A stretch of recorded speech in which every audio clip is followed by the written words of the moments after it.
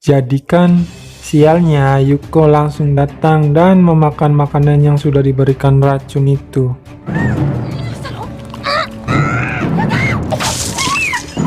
Alhasil Yuko pun langsung mati karena keracunan. Melihat Yuko mati, Satomi mengambil MP5 dan langsung menodongkan ke mereka semua. Karena Satomi berpikir adanya pengkhianat. Namun di sini Utsami menenangkan Satomi karena ini salah paham. Di sini Haruka menuduh Satomi karena Satomi semalam tidak tidur. Dan kini Chisato malah menuduh Utsami karena dia berpikir bahwa Utsami merencanakan hal tersebut dengan Surya. Kemudian mereka berdua bisa pergi bersama. Lalu Chisato mengambil senjata dan Satomi pun langsung menembak Chisato hingga tewas. Melihat itu, Utsami mengambil senjata Chisato dan menembak Satomi, dan mereka semua bertempur menghadapi Satomi.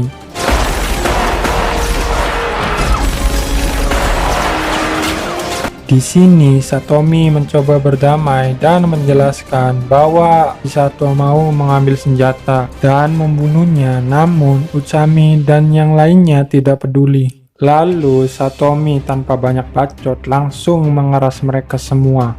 Pada akhirnya mereka bertiga mati secara bersamaan.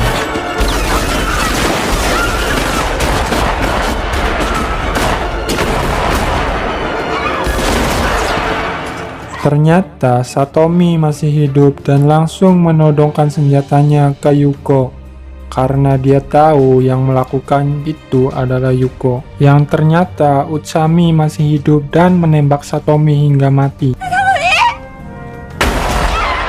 Nah, baru sekarang mereka bertiga mati. Mendengar suara tembakan, Surya berteriak dan memanggil Utsami. Yuko membukakan pintu Surya. Merasa bersalah, Yuko lari ke atas menara dan dia loncat dari atas. Biasalah, anak FF suka gitu, geng.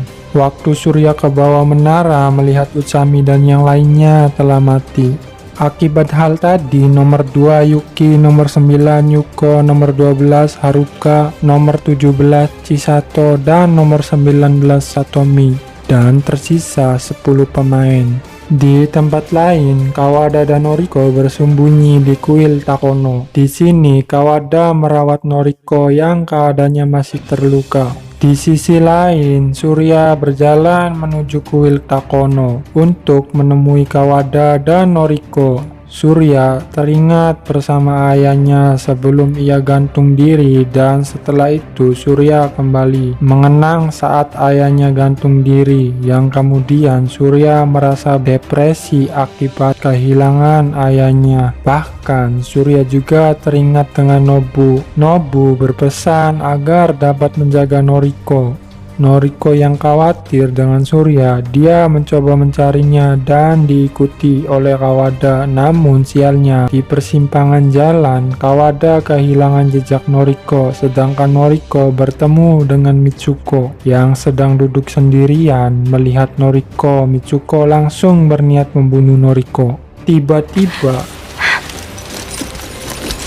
Kiatsu datang hingga membuat Mitsuko ketakutan dan lari terbirit. Lalu Surya datang dan menghampiri Noriko dan Kiatsu, namun dia terjatuh karena kehabisan darah. Melihat hal itu, Kiatsu membantu dengan memberikan payungnya kepada Noriko, yang kemudian Kiatsu pergi. Surya mengatakan bahwa dirinya sudah sekarat dan tidak bisa bangkit lagi. Di tempat lain, Sugimura yang sedang terluka, dia pergi ke sebuah gedung. Dia melihat alat pelacak bahwa ada seseorang di dekatnya, yang ternyata seorang wanita yang bernama Kayoko. Sugimura mencoba mencarinya, sedangkan Kayoko berniat membunuh Sugimura.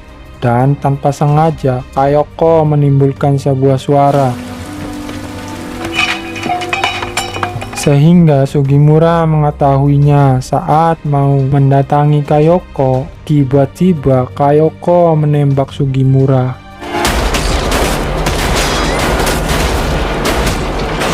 Namun Sugimura menyuruh Kayoko segera pergi dari tempat tersebut karena ada seseorang yang akan membunuh mereka. Mendengar perkataan Sugimura, Kayoko tak peduli. Kemudian Sugimura menjelaskan bahwa dirinya datang untuk menemuinya dan menyelamatkan, tapi malah ditembak barbar sekali wanita ini. Sugimura pun mati. Tiba-tiba datang pro player kita yaitu Mitsuko, kemudian menembak Kayako hingga tewas.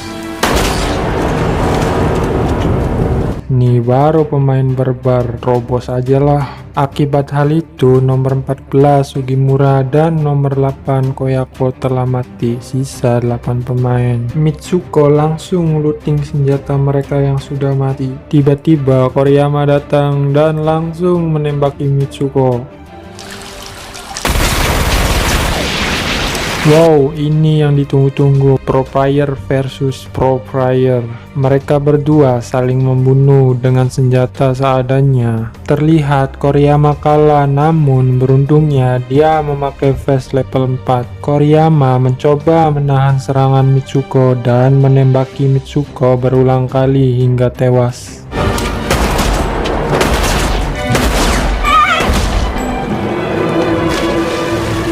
Akibat hal itu, nomor 11 Mitsuko mati, tersisa 7 pemain.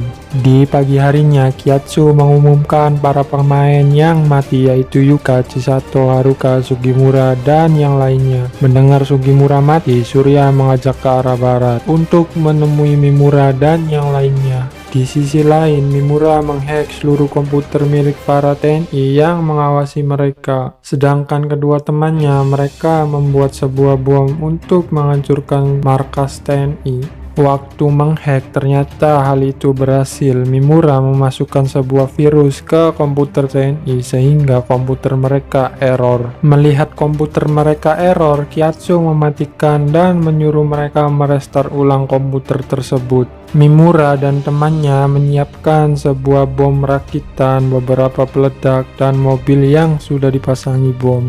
Tiba-tiba Koriyama datang dan langsung menembaki Yukata, lalu menyerang Iijima dan Mimura. Mimura mencoba menembaki dengan pistol, namun hal itu sia-sia, geng. Merasa dirinya terdesak, Mimura kabur ke gedung, namun di situ Iijima tertembak. Mimura langsung lari ke mobil yang sudah dipasang bom tadi. Mimura membuka pengunci bom sehingga mobil itu meledak.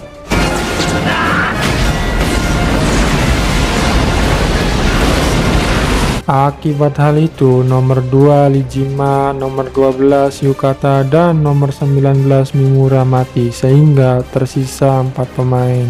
Surya yang melihat ledakan mendatangi tempat tersebut, lalu mereka melihat Koriyama yang selamat dari ledakan itu.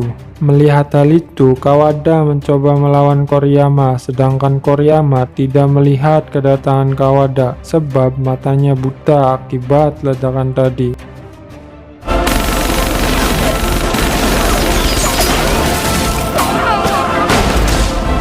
Kawada pun langsung menghandshot Koriyama dengan mudahnya.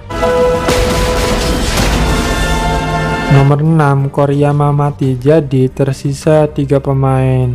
Setelah pertempuran itu selesai, Kawada mengajak Surya dan Noriko ke pinggir pantai. Mereka beristirahat di sana. Di sini Surya tidak tahu apa yang harus dilakukan. Sedangkan Kiatsu mendengarkan pembicaraan mereka lewat kalung yang dipasang mikrofon. Surya menceritakan tentang kedua orang tuanya, namun pembicaraannya dipotong Kawada. Kawada bilang jangan percaya siapapun. Noriko dan Surya terlalu percaya dengan Kawada sehingga Kawada memanfaatkan mereka berdua agar selamat dari permainan itu. Noriko memotong pembicaraan mereka, lalu menanyakan soal Keiko. Kawada menjawabnya bahwa soal Keiko hanyalah dibuat-buat oleh Kawada agar mereka berdua percaya, yang pada akhirnya mereka berdua dibunuh oleh Kawada. Mendengar perdebatan ditambah tembakan, Kiatsu mengumumkan ke seluruh para TNI bahwa permainan sudah selesai. Pada hari ketiga jam 4:30 pagi, permainan telah selesai dan pemenangnya adalah nomor 5 Kawada. Kiatsu menyuruh para TNI untuk meninggalkan pulau ini. Lalu Kiatsu terlihat sedang berolahraga sambil menunggu Kawada yang masih hidup. Waktu Kawada datang, Kiatsu menyambut dan membawa Kawada ke gedung sekolah, kemudian memberikan makanan dan obat-obatan. Kiatsu mencoba memeriksa kalung milik Kawada yang ternyata kalungnya telah dimatikan oleh Kawada. Kiatsu menuduh Kawada merusak sistem komputer sebelumnya dan berpikir bahwa Kawada berniat balas dendam atas kematian Keiko dan ikut lagi dalam permainan ini. Di sini Kiatsu berpikir bahwa Kawada curang dan menodongkan pistol ke Kawada. Tiba-tiba Noriko dan Surya datang. Noriko langsung menodongkan senjatanya ke Kiatsu, yang ternyata ini adalah rencana Kawada yang sempat mereka bicarakan, yang manipulasi permainan sehingga terlihat Kawada yang menang dan seluruh TNI meninggalkan pulau tersebut. Dan kini tinggal Kiatsu sendirian. Melihat hal itu, Kiatsu merasa bangga pada mereka semua karena dua pasang kekasih bisa bertahan hidup. Kemudian Kiatsu menunjukkan gambar yang dibuat oleh anaknya. Ya, seperti itulah gambar orang saling membunuh. Kiatsu membuat gambar itu menjadi kenyataan dan terbentuklah sebuah game Battleground. Di sini Kiatsu menyuruh Noriko menembaknya, namun Noriko menolaknya. Sehingga Kiatsu memaksanya atau Kiatsu yang akan menembak Noriko. Melihat posisi Noriko terancam, Surya menembak Kiatsu.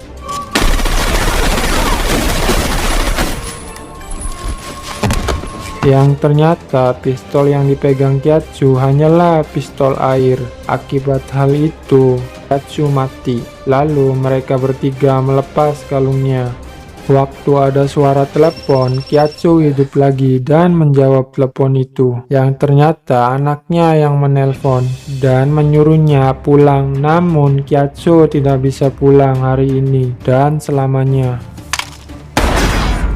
Kiatsu memakan roti yang terakhirnya, yang pada akhirnya Kiatsu pun meninggoy, mati kodilai. Setelah itu Kawada, Surya, Noriko meninggalkan pulau tersebut dan film pun tamat. Ending yang sangat mendor-dorkan.